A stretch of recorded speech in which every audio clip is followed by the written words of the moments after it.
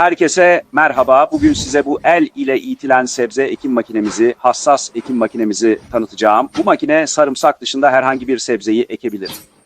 Maydanoz, ıspanak, tonghao, lahana, kereviz gibi genellikle ektiğimiz sebzelerin hepsi ekilebilir. O da bir hassas ekim makinesidir. Neden hassas ekim makinesi diyoruz?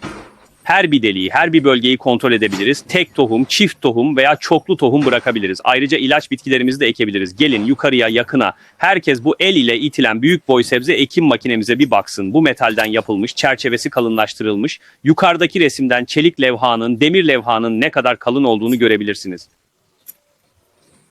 Aşağıda ise bu bir hendek açıcı. Hendek açıcı herhangi bir toprak için uygundur. Arkada ise bu bir toprak örtücüdür. Sonra bu vida neyi kontrol ediyor? Bizim bu açma aletinin yüksekliğini, yani ekim derinliğini kontrol ediyor. Bu vida tek sıra için hareket ettirmemize gerek yok. O sıra aralığını ayarlıyor.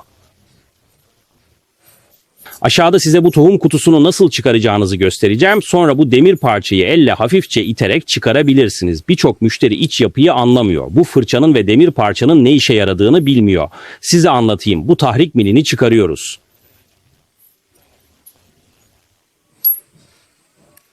Bu tohum çekirdeğini nasıl değiştiriyoruz? Bunu gevşetip bu demir parçayı, bu tohum çekirdeği kendiliğinden düşüyor, elle alabilirsiniz. Sonra bu fırça ne yapıyor? O tohum ekimini ayarlıyor, bu oluğu sıyırıyor. Çünkü bu tohum çekirdeği hepsinin delikleri var, her delik görebilirsiniz. Bu fırça yüzeyinden geçerken fazla tohumları sıyırıyor.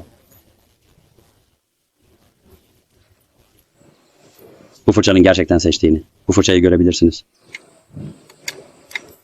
Takarken de çok basit. Bu tohum kutusunun arkasındaki demir çubuğu yuvaya yerleştirip elimizle bu demir parçayı itip bir bırakıp bir kilitleyince yerine oturuyor. Dostlar, bu görenleriniz hemmesinin bakalarıdır. 1'li, 2'li, 3'lü, 4'lü ve 5'li olup gidiyor. Bakalarını şuradan görüp bilirsiniz. Böyle olsa benim nomurum yazıklıdır.